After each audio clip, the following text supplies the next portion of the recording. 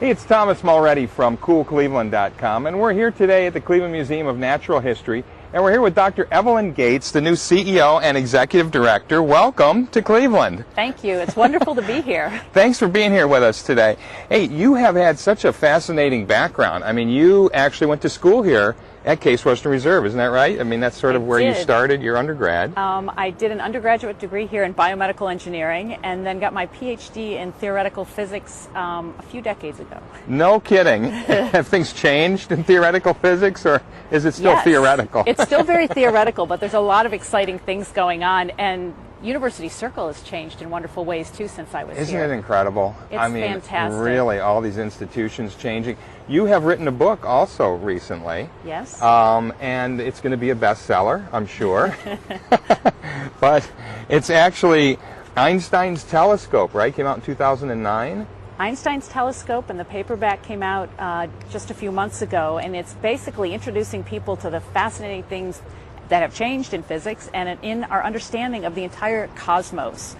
Because really, it's about the fact that Einstein's theory can help us in looking at space, right? Because he said dark matter, any matter, creates sort of a dimple in space, and that warps what you see. So you're using space sort of as a big telescope, or do I have this totally wrong? That's a perfect explanation, because what we're able to do now is take this theory, Einstein's theory of general relativity, which sounds like sort of a very abstract, hard very to esoteric, imagine, and impossible to picture.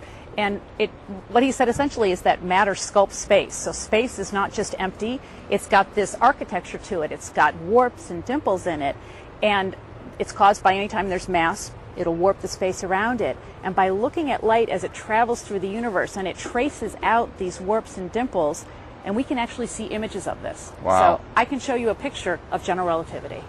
That's very handy. Which is very and your cool. book does have photos in it. You spent a lot of time, then you went to Yale, and then also to University of Chicago, and you ended up spending more time than you thought there, working at the Adler Planetarium, one of the finest planetariums. Our family loves to go there when we're in Chicago.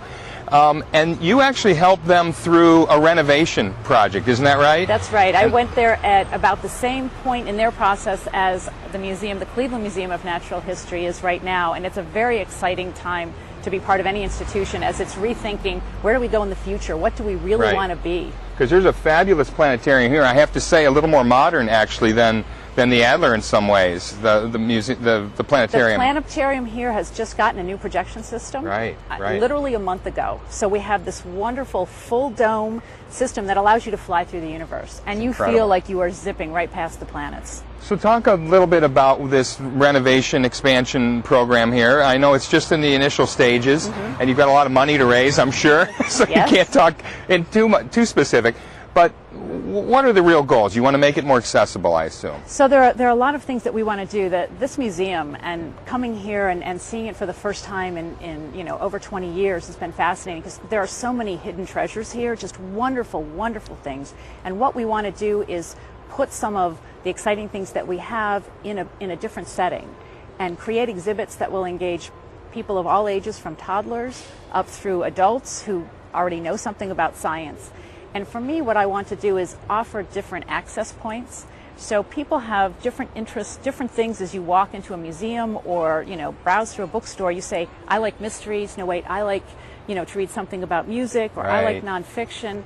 And in a museum, science is so rich today, and natural history has expanded in its very definition in the last 50 to 100 years. So it now reaches from the grounds out here all the way to the most distant galaxies, which are 12 billion light years away. It's incredible. And you're talking about turning it into a cosmic time machine, you talk about, where you're basically tracing life itself, right? From molecules and the smallest right up through advanced life forms. We want to sort of start with exploring the world around us today, because I think the more people know about the natural world, the more they can see how fascinating it is, and that's how we learn about the past.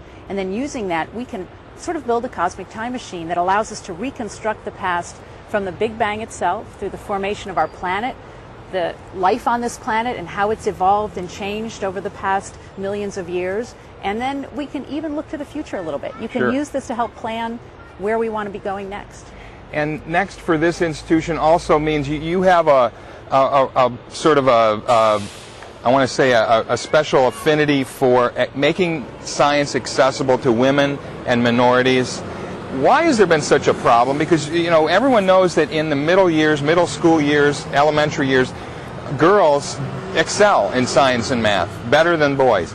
Something is lost. What is going on that they're not following through in the careers like we'd like to see them do? And I actually think we're losing a lot of young people of both genders. It Sure. certainly impacts women and minorities more strongly than it does other groups.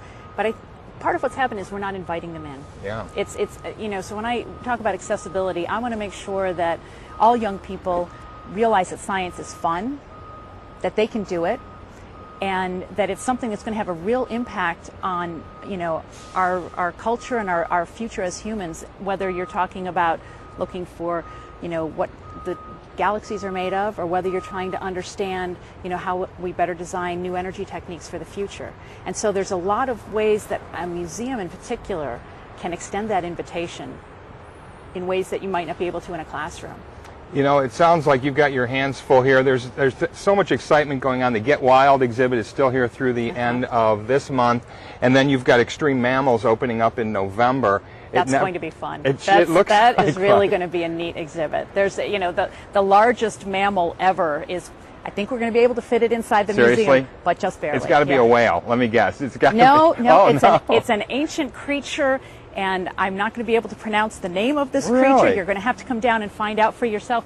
But it's no longer living. It's an extinct mammal. So we're looking kidding. at all mammals, which we are as well. Sure. And sometimes I think people are probably the most extreme versions of mammals in Definitely. many ways. But you know, you can see the tiniest, which is about the size of a bumblebee, and the largest one, which is going to be larger than Steggy right behind. Oh, that's awesome. Isn't that cool? That is cool.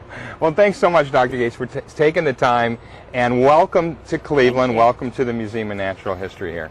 Thank you. It's wonderful to be here. Great talking with you. Thank you. Thanks. Hey, it's Thomas Mulready from CoolCleveland.com. Have a great week in cool Cleveland.